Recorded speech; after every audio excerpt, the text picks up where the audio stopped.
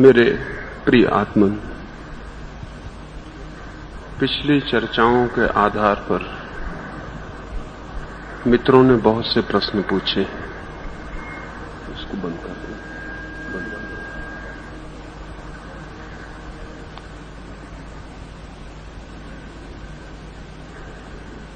दो। एक मित्र ने पूछा है कि आप गांधी जी की भांति हरिजनों के घर में क्यों नहीं ठहरते हैं। एक छोटी सी कहानी से समझाऊं। जर्मनी का सबसे बड़ा पादरी आर्च प्रीस्ट एक छोटे से गांव के चर्च का निरीक्षण करने गया था। नियम था कि जब भी वो किसी चर्च का निरीक्षण करने जाए तो उस चर्च की घंटियां उसके स्वागत में बजाई जाती थी, लेकिन उस गांव के चर्च की घंटियां न बजीं। जब वो चर्च के भीतर पहुंचा तब उसने उस चर्च के पादरी को पूछा, मेरे स्वागत में घंटियां बजती हैं हर चर्च की, तुम्हारे चर्च की घंटी क्यों नहीं बजी।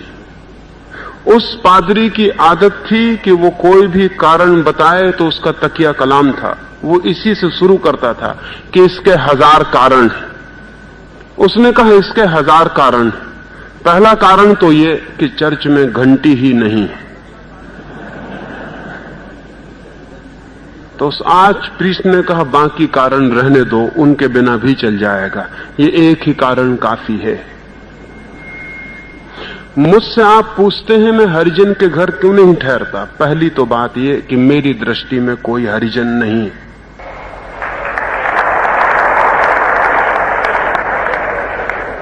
उसको ढूंढूं कहां।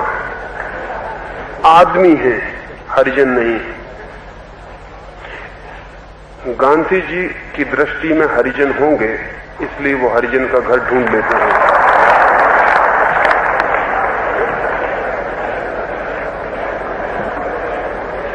ये ध्यान रहे कि अछूत और शूद्र बड़े अच्छे शब्द थे, ये हरिजन बहुत खतरनाक शब्द है। अछूत और शूद्र में एक चोट थी, एक दर्द था, एक पीड़ा थी। अछूत और शूद्र अपने को कोई कहने में घबराता था, बुरा मानता था। यह हरिजन बहुत खतरनाक शब्द है, इसे कहने में अकड़ मालूम होती है कि हम हरिजन। बात वही है, बीमारी का नाम बदल देने से बीमारियां नहीं बदल जाती, और जहर के ऊपर शक्कर लगा देने से सिर्फ मरने की सुविधा हो जाती है, खाने में आसानी हो जाती है, और कुछ भी नहीं होता। ये हरिजन जैसे शब्द बड़े खतरनाक हैं। किसी भी तरह से हरिजन को रिकॉग्निशन देना हरिजन को बचाने की तरकीब है। चाहे उसको गाली दो और चाहे सम्मान दो, और चाहे उसे छुओ मत, और चाहे उसके घर ठहरने का आयोजन करो, लेकिन हरिजन की स्वीकृति, रिकॉग्निशन की यह आदमी हरिजन है, छूने योग्य नहीं है या इसके घर ठहरना जरूरी है, बड़ी ऊंची बात है। दोनों स्थितियों में हरिजन बचता है और बचाया जाता है। हरिजन को मिटाना है, बचाना नहीं है। लेकिन गांधी जी के साथ एक कठिनाई थी। बड़ी बीमारी के, वो हिंदू नाम की जो बीमारी है उसके वो बड़े प्रेमी थे। उसी बीमारी का ये छोटी संतति है, ये जो हरिजन है, ये जो शूद्र है, अछूत है, उसी बड़ी बीमारी की पैदाइश है। उस बड़ी बीमारी को तो वो बचाना चाहते थे, और उसी बड़ी बीमारी के भीतर इस छोटी बीमारी के लिए भी कोई समझौते का रास्ता खोजना चाहते थे। सच तो यह है कि हिंदू, मुसलमान, ईसाई, ये सारी बीमारियां मिटनी चाहिए, और जो लोग हिंदू समाज के भीतर दुखी अनुभव करते हैं उन्हें हिम्मत जुटानी चाहिए कि वो कहें कि हम हिंदू नहीं हैं। क्या जरूरत है उन्हें हिंदू होने की? हिंदू होने ने उन्हें क्या दिया है? लेकिन अगर वे हिम्मत भी जुटाएं कि हिंदू नहीं हैं, तो वे कहेंगे कि हम मुसलमान होते हैं, हम ईसाई होते हैं, हम बौद्ध होते हैं। एक जेल से छूटे नहीं कि वो फौरन पूछते हम किस जेल में जाएं।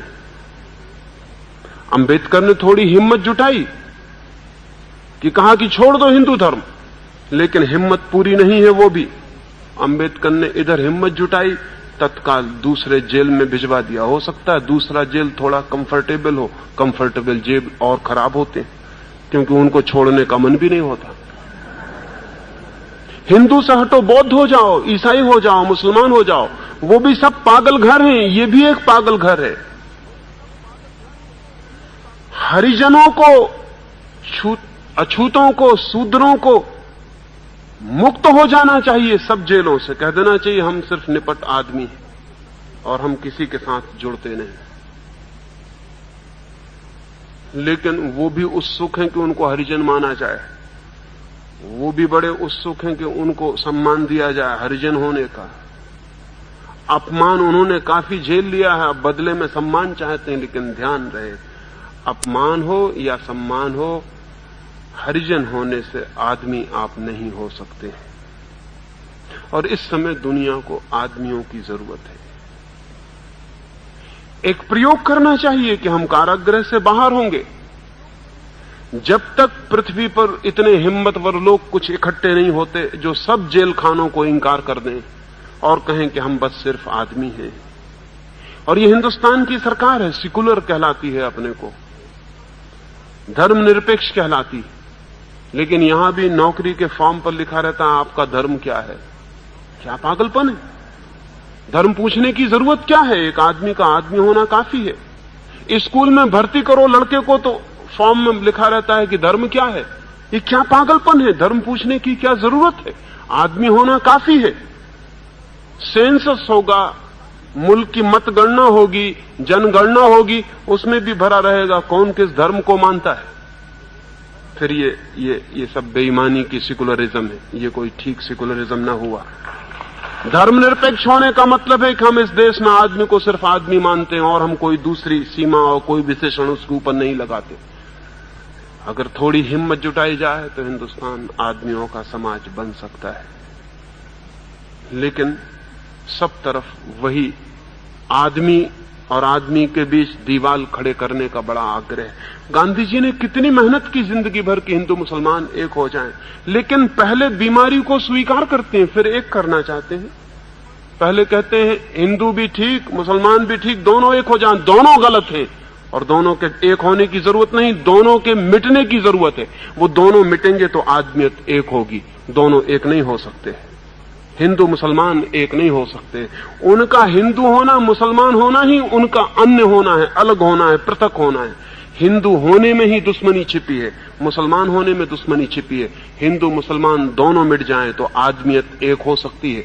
हिंदू मुसलमान कभी एक नहीं हो सकते। और मलेरिया प्लेग एक हो जाएं तो फायदा थोड़ी होगा और खतरा होगा। इनको मिटाने की जरूरत, इनको एक करने की जरूरत नहीं। जिंदगी भर गांधी जी वही कोशिश करते रहे कि सब बीमारियों के साथ समझौते की उनकी आदत। किसी बीमारी को मिटाने के लिए सीधा ख्याल नहीं। वही शूद्रों और हरिजनों के साथ चला सिलसिला। एक और मित्र ने पूछा है कि आपका शंकराचार्य वर्ण आश्रम के संबंध में जो कहते हैं, शास्त्र जो कहते हैं, उस संबंध में क्या मत है? मेरा क्या मत होता है ये भी पूछने की जरूरत है। मनुष्य को और मनुष्य के बीच भेद डालने वाले सारे शास्त्र अपराधी हैं। मनुष्य और मनुष्य के बीच किसी भी तरह का ऊंच नीच का विचार करने वाला कोई भी शास्त्र शोषकों के द्वारा लिखा गया होगा, वो किन्हीं ऋषि मुनियों की बात नहीं हो सकती। और कोई भी मनुष्य और मनुष्य के बीच किसी भी तरह की ऊंच नीच की धारणा को कायम रखना चाहता हो तो वो क्रिमिनल है, वो अपराधी। एक चोर के साथ जो हम व्यवहार करते हैं, एक हत्यारे के साथ हम जो व्यवहार करते हैं, उससे भी ज्यादा सजग इस तरह के अपराधियों के प्रति होना आवश्यक है। क्योंकि एक चोर क्या नुकसान पहुंचा सकता है? इधर का पैसा उठा के इधर रख सकता है, और क्या फर्क कर सकता है? एक घर की चीज दूसरे घर में रखा सकता है। एक हत्यारा क्या फर्क कर सकता है? एक आदमी जो 10-20 साल बाद मरता, उसे आज मार सकता है। लेकिन अगर कोई आदमी वर्ण व्यवस्था जैसी बात की तायीद करता है और सिफारिश करता है, तो करोड़ों करोड़ों लोगों के जीवन को नर्क बनाने का जिम्मेदार ठहरता है। ऐसे आदमी, ऐसे विचार, ऐसे शास्त्र सब अनादृत होने चाहिए, उनकी कोई जगह नहीं होनी चाहिए। लेकिन ये मुल्क बहुत बेईमान है।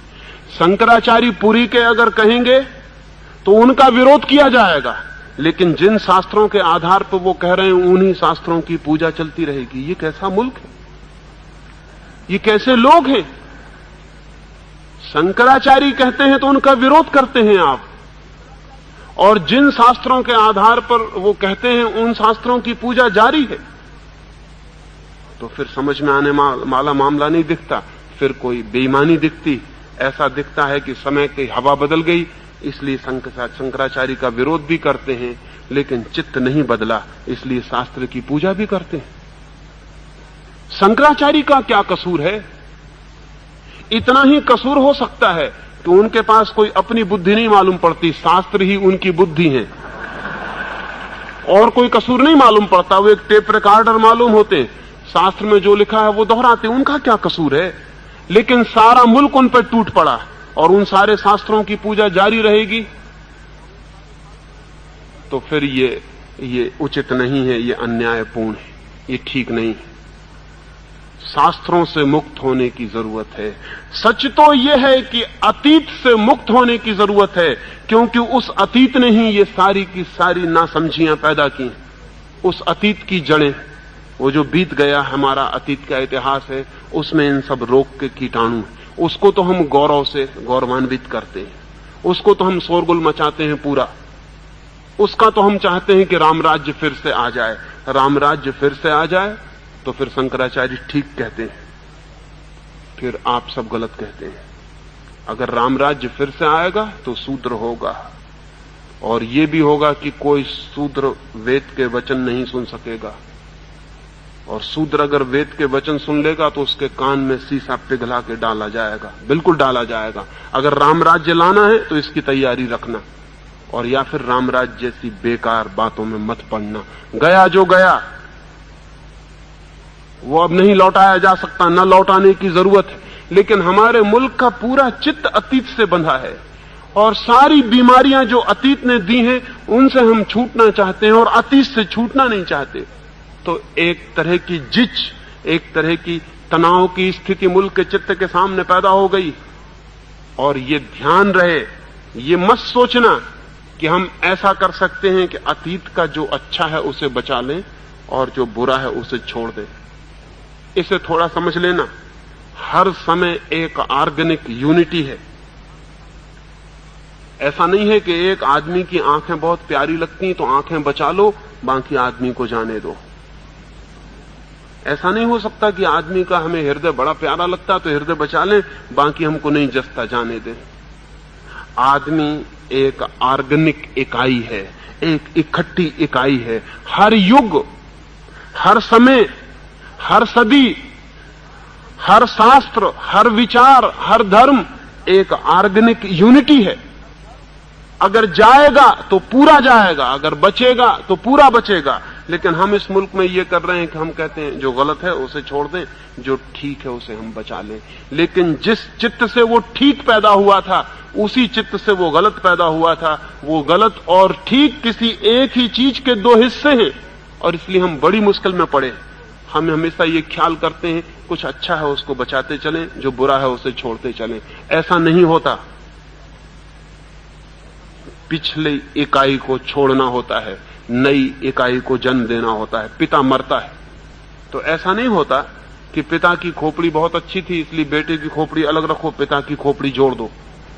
पिता पूरा मरता है, बेटा पूरा पैदा होता है। हर युग को पूरा मरना चाहिए ताकि हर नया युग पूरा पैदा हो सके। अगर पुराने युग में से कुछ बचाने की कोशिश चलती है तो नए युग के हाथ पैर पंगु हो जाते हैं, वो पैदा नहीं हो पाता। हिंदुस्तान बहुत दिन से इस मुश्किल में पड़ा हुआ है। पुराना यहां मरता ही नहीं, नए को जन्म की सुविधा नहीं है। और वे जो पुराने के पक्षपाती हैं वे तो ठीक ही हैं, साफ हैं, लेकिन वे जो पुराने पक्षपातियों के विरोधी हैं वे भी पुराने के पक्षपाती हैं। इसलिए इस मुल्क के मस्तिष्क में साफ साफ नहीं हो पाता कि हम क्या करें क्या न करें। जो लोग शंकराचार्य का विरोध करेंगे और कहेंगे शंकराचार्य गलत कहते हैं, वो भी शास्त्रों को उठा के ये सिद्ध करने की कोशिश करेंगे कि शास्त्रों में शूद्र नहीं है, लेकिन शास्त्रों में ही सिद्ध करने की कोशिश करेंगे। ये नहीं कहेंगे कि होगा शास्त्रों में, लेकिन शास्त्रों से हमें प्रयोजन क्या? कोई ठेका ले लिया है शास्त्रों ने सदा के लिए कि हम उनसे बंधे हैं? कोई मनु महाराज ने कोई ठेका ले लिया है कि अब आने वाली दुनिया कभी भी उनसे मुक्त नहीं हो सकेगी? मनु महाराज मर गए, उनका विचार भी मर जाना चाहिए। सब चीजें मरनी चाहिए अगर जिंदगी को जिंदा रखना है। जैसे आदमी बदलते हैं वैसे ही समाज, शास्त्र, विचार सब बदलने चाहिए।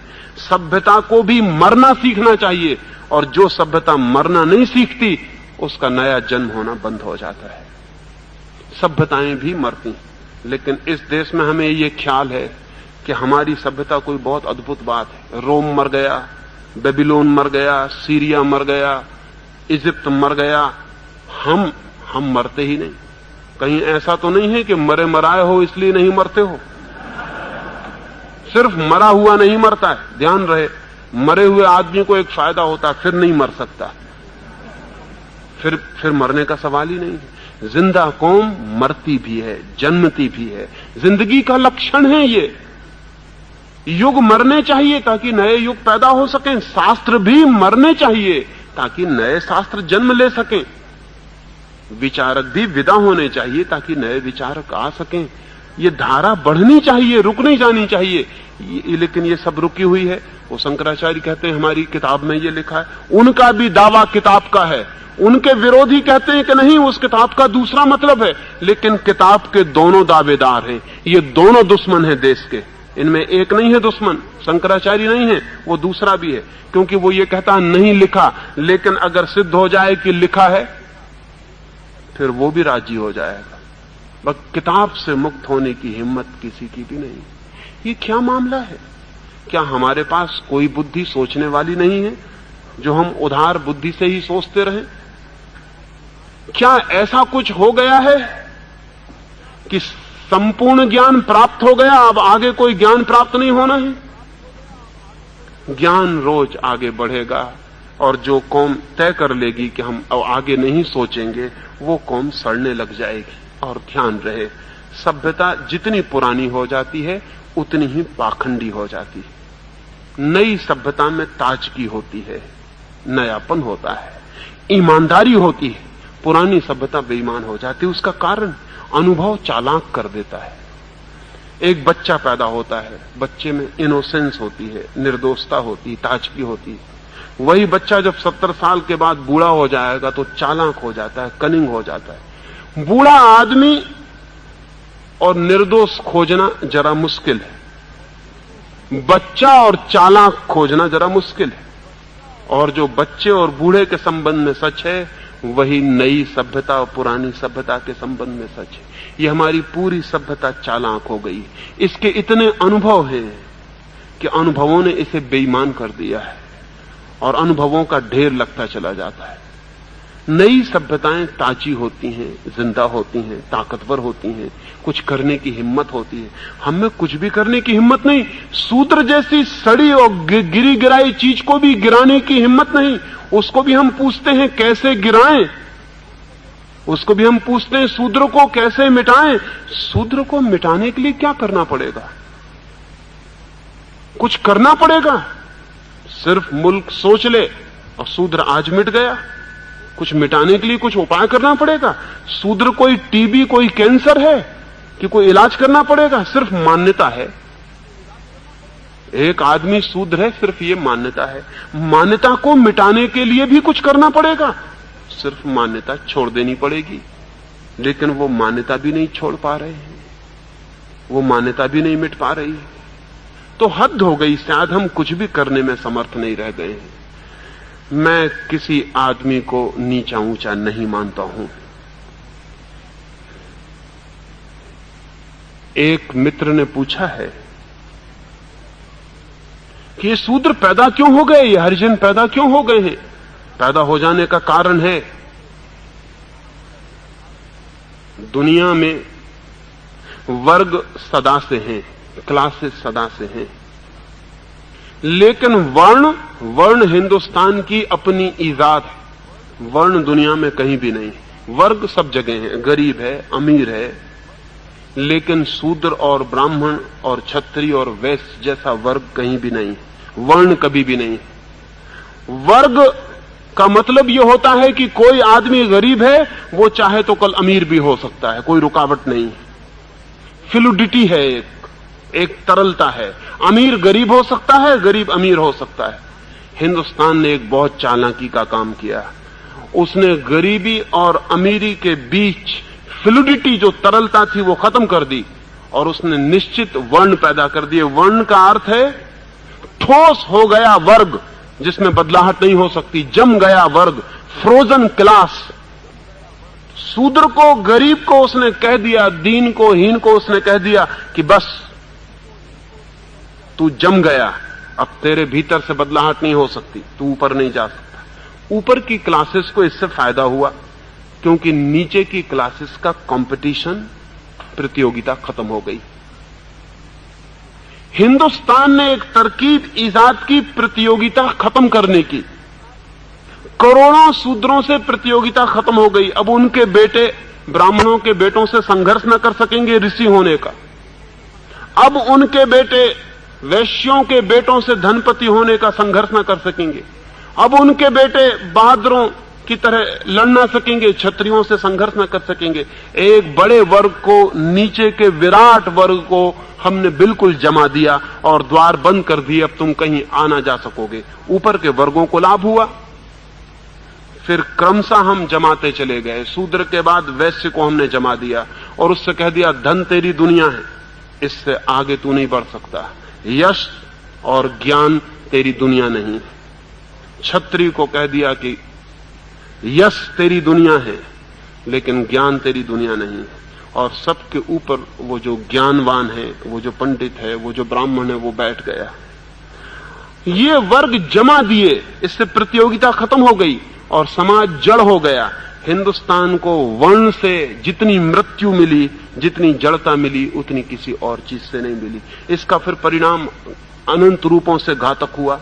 हिंदुस्तान पर हमला हुआ। हिंदुस्तान पर हमला हुआ तो शूद्र ने कहा हमें क्या मतलब है, शूद्र को क्या मतलब है, भंगी भंगी रहेगा, चाहे मुसलमान दिल्ली में बैठे कि हिंदू बैठे कि अंग्रेज बैठे, भंगी में क्या फर्क पड़ने वाला है, भंगी भंगी रहेगा। भंगी ने कहा हमारा भाग्य तो तय है, तो कोई भी राजा हो हमें क्या हानि है, हम तो अपने चलते चले जाएंगे, जो हम करते हैं करते चले जाएंगे। हिंदुस्तान की विराट जनता वर्णों के कारण हिंदुस्तान के जीवन में अरुचि से भर गई, विरागपूर्ण हो गई। हिंदुस्तान कभी गुलाम ना होता अगर हिंदुस्तान में शूद्र ना होते। हिंदुस्तान कभी गुलाम ना होता अगर हिंदुस्तान में वर्ण ना होते। हिंदुस्तान की वर्ण व्यवस्था ने हिंदुस्तान में ऐसे तबके बांट दिए कि एक आदमी को कोई जरूरत न रही चिंतित होने की। सिर्फ थोड़े से लोगों को चिंतित थी, क्षत्रियों को, कि हम अपने राज्य को बचाएं, बाकी पूरे देश को कोई प्रयोजन न था। गरीब को क्या प्रयोजन है अमीरों के झगड़े से? कोई प्रयोजन नहीं है। वही तो अभी भी हो गया, फिर से वही हो गया। अंग्रेज हिंदुस्तान से गए, गरीबों ने सोचा था हमें कुछ मिल जाएगा, फिर उनको पता चला कुछ नहीं मिलता। अंग्रेज पूंजीपति बदल जाता है, हिंदू पूंजीपति उसकी जगह बैठ जाता है। गरीब अपनी जगह है, वो वहीं के वहीं है, उससे कोई फर्क नहीं पड़ता है। अमीरों के झगड़े हैं, ऊपर के झगड़े हैं, नीचे के आदमी को क्या मतलब है। ये हिंदुस्तान के हजारों वर्ष के शूद्रों की वर्ण व्यवस्था की टूट ने ऐसी स्थिति जमा दी कि हिंदुस्तान में कोई सामाजिक धारणा, कोई राष्ट्र, कोई नेशन, कोई भी पैदा नहीं हो सका। लेकिन जो लोग इनके विरोध में खड़े हैं वो भी मौलिक आधारों के विरोध में नहीं है। गांधी जी चाहते थे कि अछूत मिट जाए, लेकिन गांधी जी कर्म के सिद्धांत के संबंध में एक शब्द विरोध में नहीं बोले। और शायद आपको ख्याल में भी ना हो कि हिंदुओं ने जो व्यवस्था की है, हिंदुओं का दिमाग इतना सिस्टम मेकर रहा है उन्होंने इतनी व्यवस्था की है सिद्धांतों की, सिद्धांतों के मुकाबले सिद्धांत बनाने के लिए हमसे बढ़िया लोग दुनिया में खोजने मुश्किल है। हम ऐसे गजब के सिद्धांत बनाते हैं, हम इतने कुशल हैं सिद्धांत बनाने में कि जिसका कोई हिसाब नहीं। सूत्र हमने ऐसे ही खड़ा नहीं कर दिया, हमने पूरी मनोवैज्ञानिक दार्शनिक पृष्ठभूमि बनाई। हमारा कहना यह है कि जो आदमी जैसे कर्म करता है वैसा उसे जन्म मिलता है। शूद्र वे हैं जिन्होंने पाप किए, वो शूद्र वर्ग में पैदा होते हैं। ब्राह्मण वे हैं जिन्होंने पुण्य किए हैं, वो ब्राह्मण वर्ग में पैदा होते हैं। पिछले जन्मों में जिन्होंने जैसे कर्म किए हैं उनके 4 विभाजन, और उन 4 विभाजनों में लोग पैदा होते हैं। इसलिए शूद्र भी बेचारा राजी हो गया, उसने कोई बगावत नहीं की। उसने कहा कि ठीक है, हमने पिछले जन्म में बुरे कर्म किए होंगे इसलिए हम शूद्र हो गए हैं, अब अच्छे कर्म करेंगे तो अगले जन्म में ब्राह्मण हो जाएंगे। अगले जन्म की आशा में वो आज शूद्र होने को राजी हो गया। हिंदुस्तान का शूद्र राजी है, अगले जन्म की प्रतीक्षा कर रहा है। और हिंदुस्तान का दिमाग बेईमान है, जिसको भी राजी करवाना हो उसे अगले जन्म का प्रलोभन दे दो, वो राजी हो जाता है। जब तक ये कर्म की विचार सरणी न टूटे और जब तक हम इसकी पुनर्व्याख्या न करें, तब तक शूद्र को मुक्त होना बहुत मुश्किल मामला है। और बड़ा मजा तो यह है कि जिससे उसे मुक्त होना है वो उसी से बंधने की पूरी कोशिश कर रहा है। विनोबा जी या गांधी जी उसको उन्हीं मंदिरों में ले जाने के लिए प्रवेश दिलवा रहे हैं जिन मंदिरों से उसे मुक्त होना चाहिए। ये बड़े मजे की बात है। जिन हिंदू पुरोहितों से मुक्त होना है, गांधी जी और विनोबा जी कह रहे हैं कि उन मंदिरों में शूद्र का प्रवेश होना चाहिए। ये बड़ी क्रांति की बात है कि मंदिर में शूद्र का प्रवेश हो। किसके मंदिर में? उसी मंदिर में जिसने उसे शूद्र बनाया, उन्हीं पुरोहितों के मंदिर में जिनने उसको हजारों वर्षों तक पीड़ित किया और शोषित किया। मैं तो कहूंगा एक शूद्र को किसी मंदिर में नहीं जाना चाहिए। अगर सारे ब्राह्मण पैर पड़े तो भी नहीं जाना चाहिए, क्योंकि उस मंदिर में क्यों जाना जिस मंदिर ने तुम्हें तोड़ा और नष्ट किया और बर्बाद किया और शोषण किया। लेकिन गांधी जी और उनके सब साथी कहते हैं कि मंदिर का द्वार खोलो, हम शूद्र को मंदिर में ले जाएंगे। बड़ी क्रांति हो रही शूद्र को मंदिर में ले जाने की। ये ब्राह्मण का ढीला पंजा जो हो रहा है उसको फिर कसे जाने की तरकीब है। फिर ब्राह्मण के हाथ में पहुंच जाएगा ये शूद्र उसके मंदिर में जाते ही। आज वर्ण टूटने के करीब आ गए हैं, व्यवस्था टूटने के करीब आ गई। उसको फिर से नई शक्ल देके फिर उसको उसी व्यवस्था के भीतर रखने की कोशिश चल रही है। डर है कि कहीं शूद्र हिंदुओं के बाहर ना चला जाए। लेकिन शूद्र को हिंदू के भीतर रहने की जरूरत क्या है? सच तो यह है किसी को भी हिंदू होने की जरूरत क्या है, किसी को मुसलमान होने की जरूरत क्या है? आदमी होना पर्याप्त है। और जिसको आदमी होना पर्याप्त नहीं मालूम होता वो हिंदू या मुसलमान होने से कुछ और विकसित नहीं हो जाएगा। आदमी होना काफी है। हिंदुस्तान में एक क्रांति की जरूरत है कि शूद्र तो कह ही दें कि अब हम हिंदू नहीं हैं, लेकिन बहुत से वे लोग जो शूद्र नहीं हैं और बुद्धिमान हैं वे भी कह दें कि हम हिंदू नहीं हैं। और बहुत से वे लोग जो बुद्धिमान हैं कह दें कि हम मुसलमान नहीं हैं। बहुत से वे लोग जो बुद्धिमान हैं कह दें कि हम जैन और ईसाई नहीं हैं, हम आदमी हैं। और अगर हमें खोज लगनी है सत्य की, अगर हमें प्रभु को खोजना है तो हम खोजेंगे, लेकिन हिंदू के मंदिर में नहीं, मुसलमान के मंदिर में नहीं। इतनी बड़ी दुनिया उसका मंदिर है, हम यहीं खोजेंगे। हम क्यों किसी मंदिर की बंद दीवालों के भीतर जाएं? इतना विराट मंदिर है उसका, हम इसका दर्शन यहीं करेंगे। लेकिन इसकी हिम्मत शूद्र भी नहीं जुटा पाते। वो भी कहते हैं हम हरिजनों को अधिकार दो, हम हरिजनों को जगह दो, मंदिर का द्वार खोलो, हम भीतर प्रवेश करेंगे। तुम किससे अधिकार मांगते हो? और ध्यान रहे, अधिकार मांगने वाले कभी भी स्वतंत्र नहीं हो सकते। अधिकार मांगने वाले कैसे स्वतंत्र हो सकते हैं? जिनसे अधिकार मिलेंगे वे उनके परतंत्र बने ही रहेंगे। और जिन्होंने हजारों वर्षों तक दिमागी सांचे बना के आदमी को कसा है, वो इतने होशियार हैं कि वो नए सांचे बना लेंगे और फिर कस लेंगे। नहीं, सब जाल तोड़ के बाहर आने की जरूरत है। किसी हिंदू मंदिर में किसी शूद्र को जाने की जरूरत नहीं, और किसी शूद्र को अपने को हरिजन कहने की जरूरत नहीं। आदमी कहना काफी। तो मुझसे मत पूछें कि मैं हरिजन के घर में क्यों नहीं ठहरता। मैं घर में ठहरता हूं, हरिजन और गैर हरिजन से मुझे कोई मतलब नहीं। आप आ जाएं, मुझसे कहें कि चलें मेरे घर, वहां मैं ठहर जाऊंगा। लेकिन अगर जरा भी आपको भ्रम हो और आप प्रचार करें कि हरिजन के घर में ठहरा हूं, तो ऐसे पागलपन में मैं नहीं जाने को राजी होऊंगा। ये पागल घर है, आदमी का घर होता है। मैं मेहमान बन सकता हूं आदमी का, हरिजन वगैरह से मुझे कोई मतलब नहीं है। 1000 कारण हो सकते हैं, लेकिन एक ही कारण काफी है।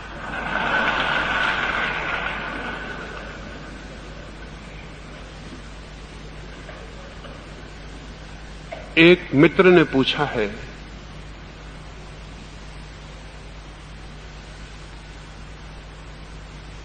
कि विचार छोड़ दें, कैसे छोड़ दें? विचार छूटेगा कैसे? सुबह आपने कहा कि विचार छोड़ दो और निर्विचार हो जाओ, लेकिन विचार कैसे छोड़ दें? इसे थोड़ा समझना उपयोगी है। मैं ये मुट्ठी बांधे हुए हूं और आपसे आके पूछूं कि ये मुट्ठी मुझे खोलनी है, कैसे खोलूं? तो आप क्या कहेंगे? आप कहेंगे बांधो मत, मुट्ठी खुल जाएगी। बांधो मत। खोलने के लिए कुछ भी नहीं करना पड़ता, बांधने के लिए कुछ करना पड़ता है। बांधने के लिए मुझे श्रम करना पड़ रहा है मुट्ठी। अगर मैं न बांधूं तो मुट्ठी खुल जाएगी। खुला होना मुट्ठी का स्वभाव है। इसमें 2 बातें समझ लेनी जरूरी है। एक, विचार हम कर रहे हैं, पकड़े हुए हैं, इसलिए चल रहा है। तो ये मत पूछें कि हम विचार को कैसे छोड़ें, ये पूछें कि हम विचार को कैसे पकड़े हुए हैं।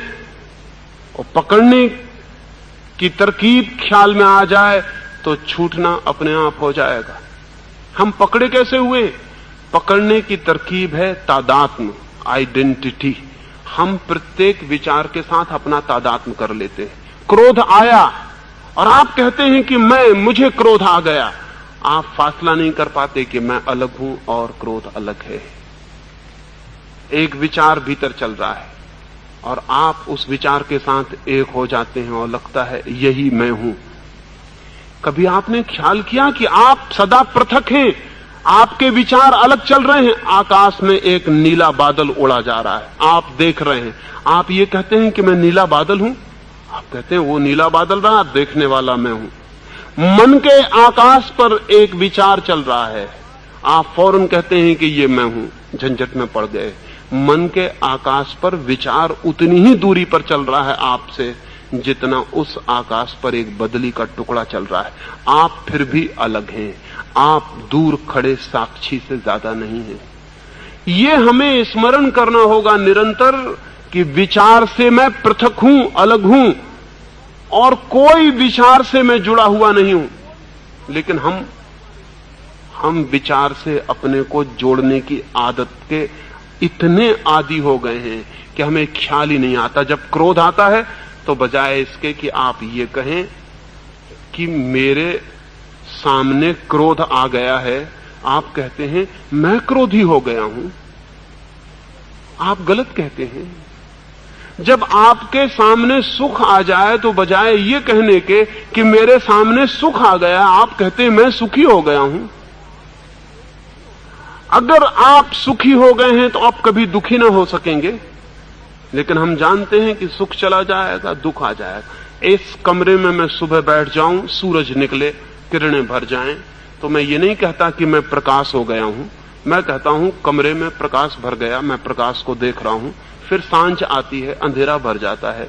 मैं कहता हूं कि मैं अंधेरा हो गया हूं। मैं कहता हूं अब अंधेरा भर गया, अब मैं अंधेरे को देख रहा हूं। प्रकाश अंधेरा कमरे में आता जाता है, मैं दृष्टा हूं, देखता हूं। मन में विचार आते जाते हैं, सुख दुख आते जाते हैं, क्रोध प्रेम घृणा आते जाते हैं, भाव आते हैं जाते हैं। और वो जो बैठा हुआ है भीतर, वो हरेक के साथ कहने लगता है ये मैं हो गया हूं। तब पकड़ शुरू हो जाती, तब क्लिंगिंग शुरू हो जाती है। फिर मुक्त होना बहुत मुश्किल हो जाता है।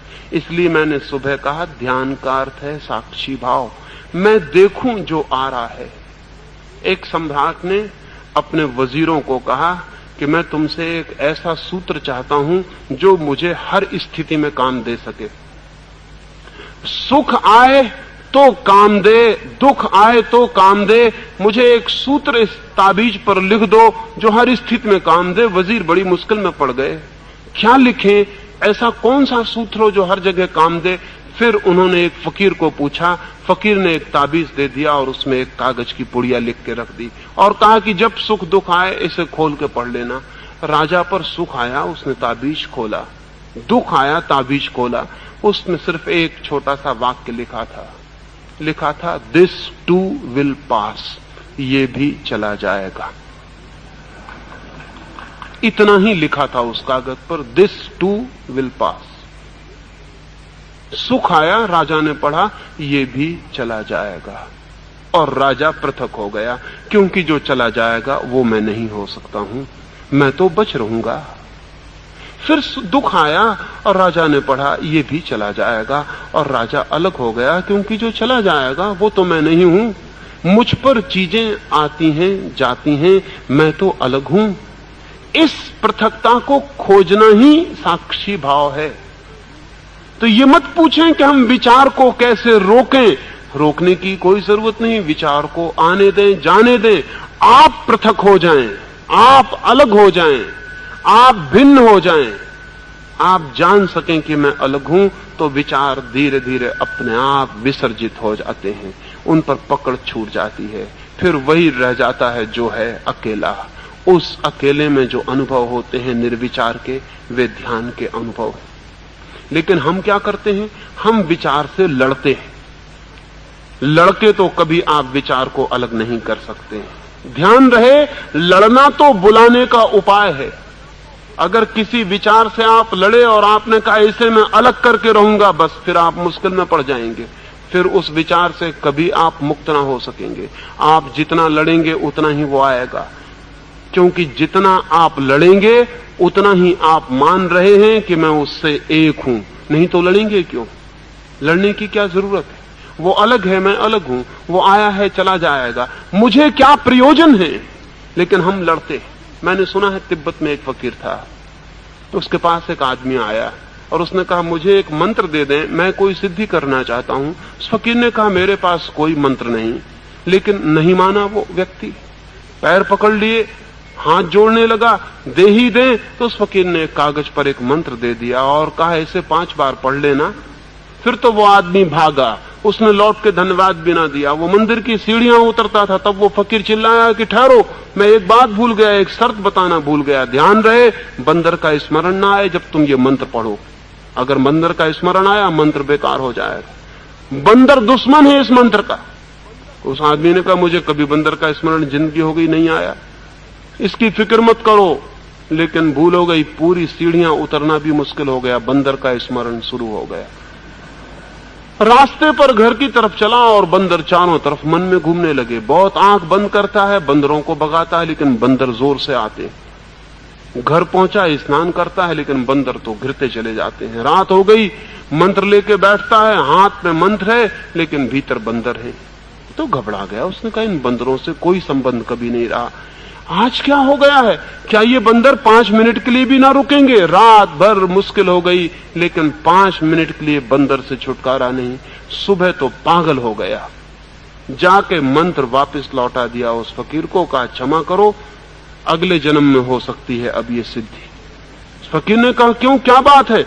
उसने कहा वो बंदर जान लिए ले रहे हैं और अब उनसे छुटकारा इस जन्म में नहीं हो सकता। और तुम्हें अगर मालूम था कि बंदर से बाधा है तो एक दिन रुक जाते, बाद में बता देते, तो ये सिद्ध हो जाता मंत्र। अब ये नहीं हो सकेगा। उस फकीर ने कहा मैं क्या कर सकता हूं, यही शर्त है, ये शर्त पूरी करनी जरूरी है। क्या हो गया उस आदमी को? बंदर से फिर छुटकारा नहीं होता। जिस विचार से हम लड़ते हैं उस विचार पर हम केंद्रित हो जाते हैं। जिस विचार से हम लड़ते हैं उस विचार से हम हिप्नोटाइज्ड हो जाते हैं। जिस विचार से हम हटना चाहते हैं सारा चित्त उसी पर केंद्रित हो जाता है। किसी को भुलाने की कोशिश करो, फिर मुश्किल हो जाएगी, वो नहीं भूलेगा। प्रेमियों से पूछो, प्रेमिकाओं को भुलाने की कोशिश बहुत मुश्किल हो जाती है। जिनको नहीं भुलाना वे भूल जाते हैं, जिनको भुलाना है वे कभी नहीं भूलते। चित्त की आदत है, जिससे लड़ोगे चित्त वहीं केंद्रित हो जाएगा। एक नया नया आदमी साइकिल सीखता है, रास्ते पर एक पत्थर पड़ा है, इतना बड़ा रास्ता है 60 फीट चौड़ा, लेकिन वो पत्थर उसे दिखा कि वो डरता है कहीं पत्थर से न टकरा जाऊं। अब अगर कोई निशानेबाज भी 60 फीट रास्ते पर पत्थर से टकराना चाहे तो चूकने की संभावना ज्यादा है, लेकिन ये सज्जन टकराएंगे, ये नहीं बच सकते। 60 फीट रास्ता अब इनको दिखाई ना पड़ेगा, अब इनको वो पत्थर ही दिखाई पड़ेगा। अब इनका चाक घूमा और इनके प्राण घबराए और ये हिप्नोटाइज हुए उस पत्थर से। अब इनकी साइकिल चली उस तरफ, ये उससे टकराएंगे। आदमी जिससे बचना चाहता है उसी से टकरा जाता है, आदमी जिससे भागना चाहता है उसी से घिर जाता है। पूछो ब्रह्मचारियों से,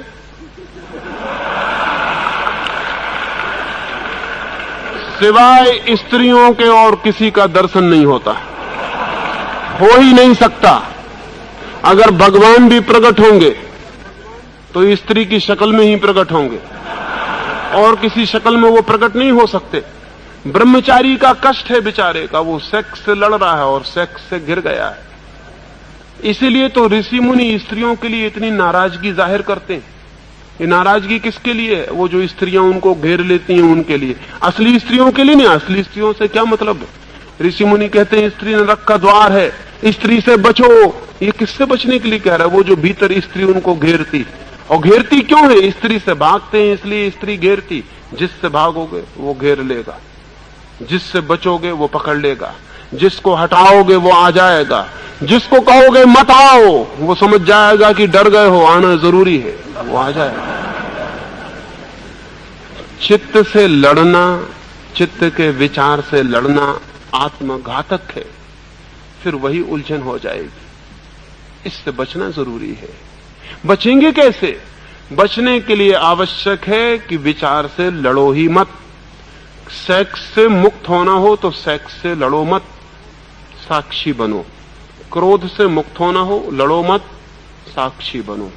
जिससे मुक्त होना हो उसे देखो और जानो कि मैं पृथक हूं, वो पृथक है। दूरी है, फासला है, दोनों के बीच अनंत फासला है। मैं अलग हूं, वो अलग, और सच्चाई यही है। और जितनी ये स्पष्टता गहरी होगी कि मैं अलग हूं, उतनी हंसी आएगी कि मैं किससे लड़ूं? जो जिससे कोई झगड़ा ही नहीं, जिससे कोई संबंध नहीं, उससे लड़ने की जरूरत क्या है? और तब जिससे लड़ना बंद हो जाता है। जैसा मैंने कहा, लड़ने से आती है कोई चीज, न लड़ने से जाने लगती है, न लड़ने से जाने लगती है। ब्रह्मचर्य सेक्स से लड़ने से नहीं आता, सेक्स के प्रति जागने से सेक्स चला जाता है। जो शेष रह जाता है उसका नाम ब्रह्मचर्य है। ब्रह्मचर्य सेक्स से उल्टा नहीं है, ब्रह्मचर्य सेक्स के विदा हो जाने का अभाव है, वो जो शेष रह जाता है सेक्स के चले जाने पर। लेकिन सेक्स से लड़के कोई ब्रह्मचारी नहीं हो सकता। मुझे साधु सन्यासी मिलते हैं, जब वो सबके सामने होते हैं तब वो आत्मा परमात्मा की बात करते हैं, फिर वो कहते हैं अकेले में मिलना है, और जब अकेले में मिलते हैं तो सिवाय सेक्स के दूसरी बात नहीं करते।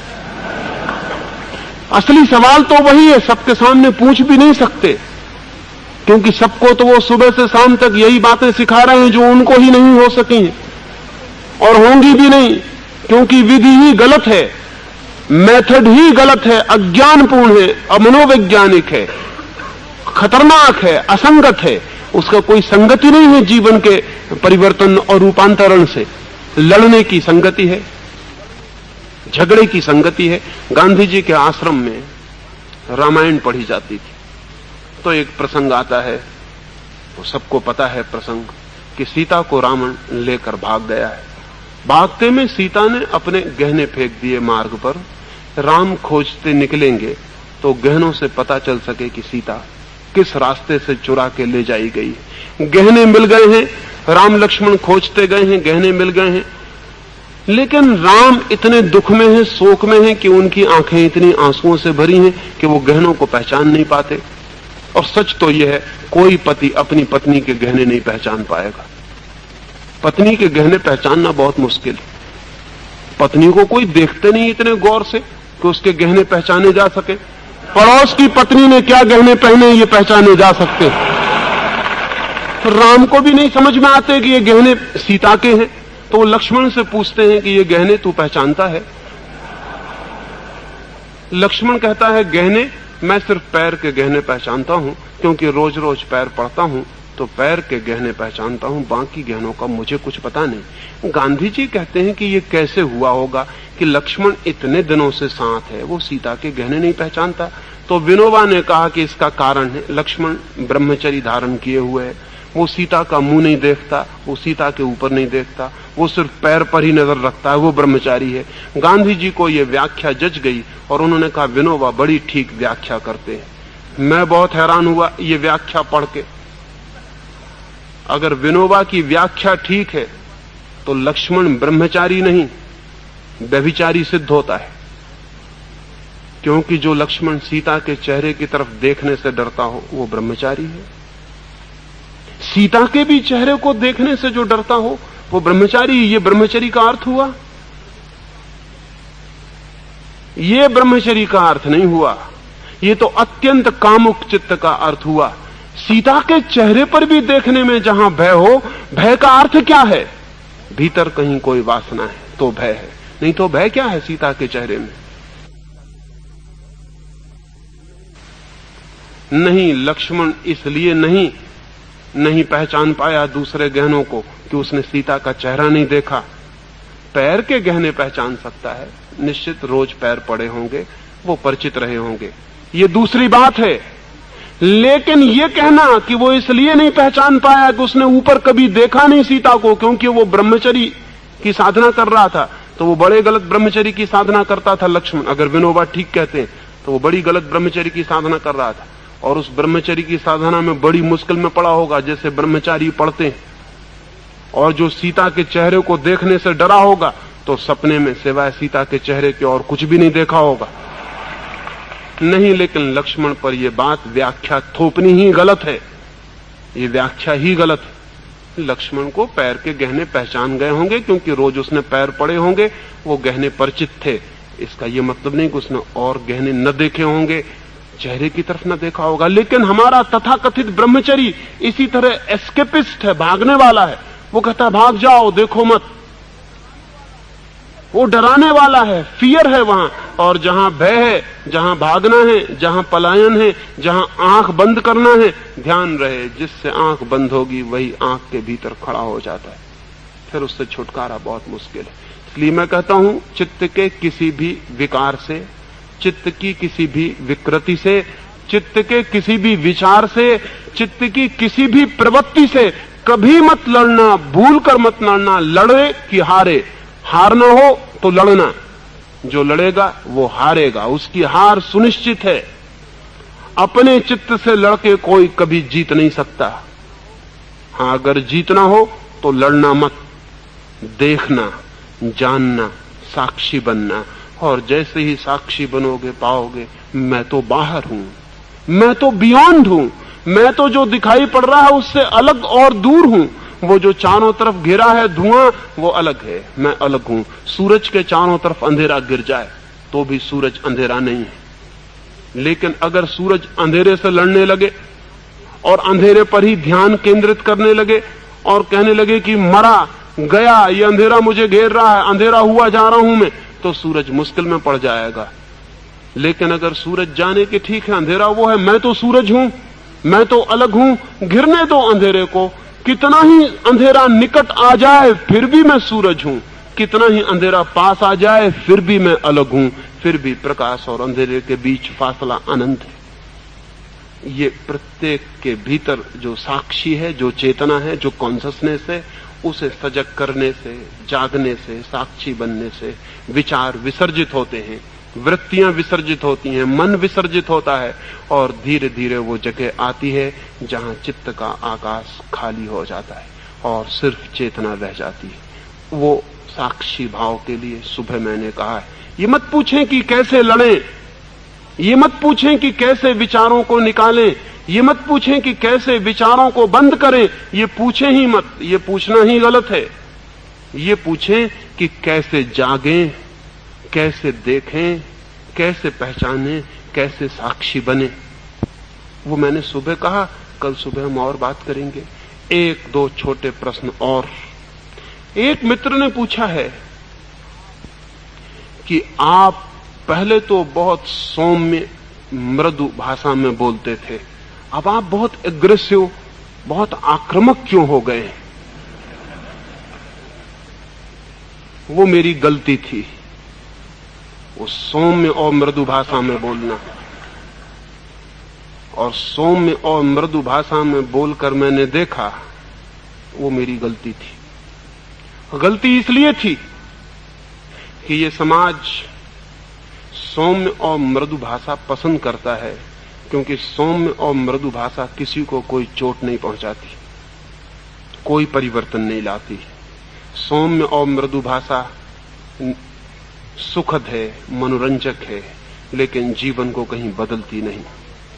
अब तो दुनिया में ऐसे लोग चाहिए जो भीतर चाहे कितने ही सौम्य और मृदु हों, जो बाहर आक्रामक हो सकें, बाहर एग्रेसिव हो सकें, तो इस जिंदगी की कुरूपता को बदला जा सकेगा, अन्यथा नहीं बदला जा सकता है।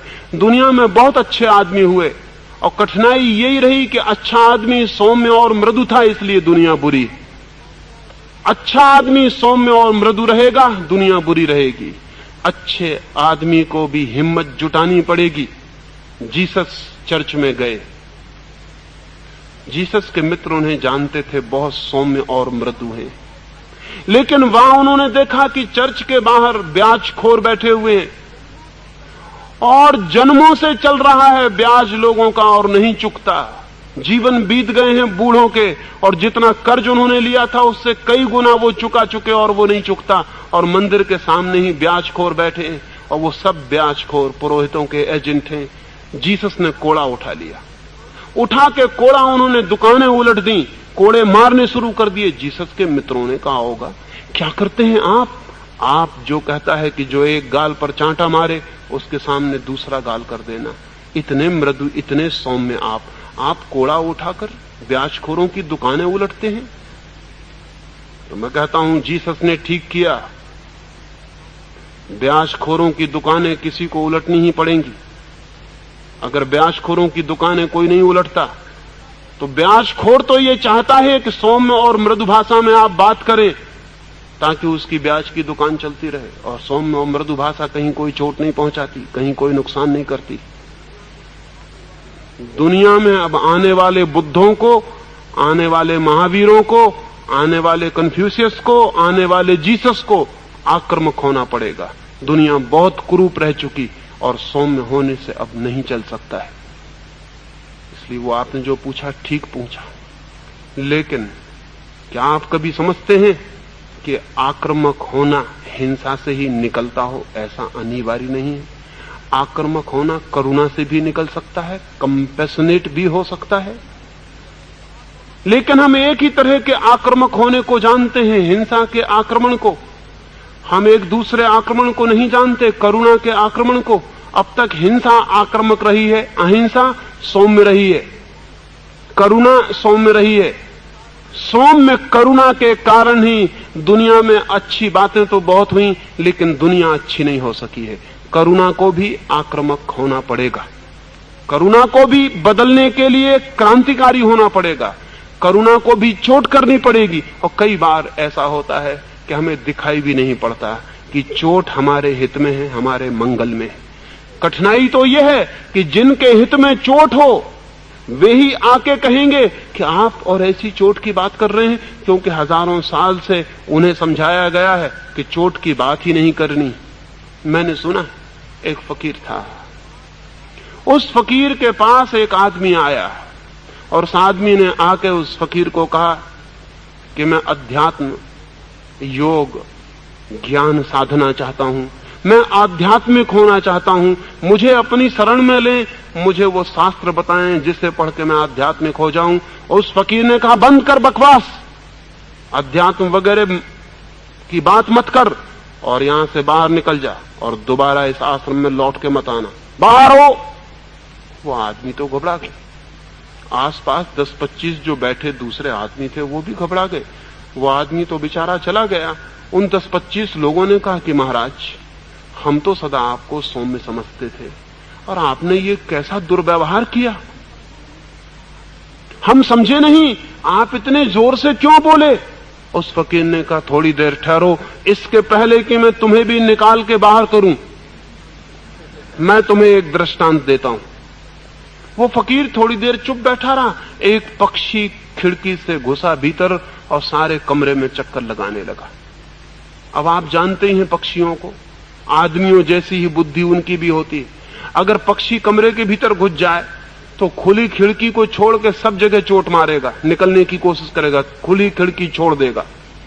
आदमियों जैसी बुद्धि उसकी भी होती है, खुली खिड़की छोड़ देगा और सब दीवारों पर चोट मारेगा, और जहां से ना निकल सकेगा वहां और जोर से चोट मारेगा, और जब नहीं निकल सकेगा घबरा जाएगा, घबराहट में पागल की तरह चोट मारेगा, फिर खुली खिड़की देखना मुश्किल हो जाएगी। वो पक्षी जोर से चक्कर काट रहा है, दीवार से टकरा रहा है, फिर वो जाके घबरा कर खुली खिड़की के ऊपर बैठ गया। फकीर ने एक क्षण उसे बैठे देखा और जोर से ताली बजाई। वो ताली का बजना, वो पक्षी फड़फड़ाया, घबरा गया और खिड़की के बाहर हो गया। उस फकीर ने उन बैठे हुए मित्रों को कहा, देखा मेरी ताली सुन के पक्षी ने सोचा होगा बड़ा दुष्ट है, कैसा दुर्व्यवहार कर रहा है, लेकिन उसी फड़फड़ाहट में वो खुले आकाश में चला गया है। अब शायद उसे पता चले कि ताली किस लिए बजाई गई थी, हो सकता अब भी पता ना चले। तो जिसको मैंने जोर से बाहर निकाल दिया है, अगर उसमें थोड़ी भी समझ होगी तो वो खुले आकाश में पहुंच जाएगा। मेरा आक्रोश, उस फकीर ने कहा, उसकी स्वतंत्रता के लिए ही है। मैं भी आपसे कहता हूं, बहुत सी बातें हैं जो मैं बहुत आक्रोश से कहना कहता हूं, वो सिर्फ इसलिए है कि इस देश के प्राण जो न मालूम कितने दिनों से बंदी हैं, कि भूल ही गए कि बंदी हैं, वो मुक्त हो सकें। इस देश की आत्मा जो कितने दिन से गुलाम है, कि भूल ही गई कि वो गुलाम है, गुलामी को ही स्वतंत्रता समझ रही है और जंजीरों को आभूषण समझ रही है, उस पर चोट लग सके, उसे दिखाई पड़ सके। निश्चित ही सोए आदमी को जगाना, सोए आदमी को बहुत एग्रेसिव मालूम पड़ता होगा। सोए हुए आदमी को जगाएं, बहुत गुस्सा आता है। सपने देखते थे, सब तोड़ दिया, नींद खराब कर दी। लेकिन सोए हुए को जगाना हो तो हिलाना ही पड़ता है। मेरा आक्रोश हिलाने के अतिरिक्त और किसी प्रयोजन से नहीं है। नीचे से जड़ें टूट जाएं, अतीत के पाखंड छूट जाए, गुलामी टूट जाए, जंजीरें टूट जाएं, इस देश की आत्मा मुक्त हो सके, खुले आकाश से उड़ सके। और इसके लिए अब शांति की बातें और रामधुन करने भर से नहीं चल सकता है। बहुत हो चुकी रामधुन, बहुत हो चुके भजन कीर्तन, बहुत हो चुकी शांति की वार्ता। किसी न किसी को शांति को क्रांति बनाना ही पड़ेगा, किसी न किसी को शांति को अंगार देना पड़ेगा, क्रांति की ज्योति देनी पड़ेगी। किसी न किसी को अब शांति को भी धार देनी पड़ेगी, उसमें भी धार आ जाए और शांति भी शांति रह के मुर्दा ना हो जाए, जीवंत बने और जीवन को बदले। इसलिए मैं कहता हूं, वो निश्चित मित्र पूछते हैं, वो मेरी गलती थी जो मैं सौम्य था, अब ऐसी गलती नहीं होगी। और कुछ प्रश्न रह गए, वो कल संध्या हम बात करेंगे। सुबह चौथे सूत्र पर बात करूंगा, कल सांझ आपके उत्तर दूंगा। मेरी बातों को इतने प्रेम और शांति से सुना, उसके लिए अनुग्रहित हूं। और अंत में सबके भीतर बैठे परमात्मा को प्रणाम करता हूं। मेरे प्रणाम स्वीकार करें।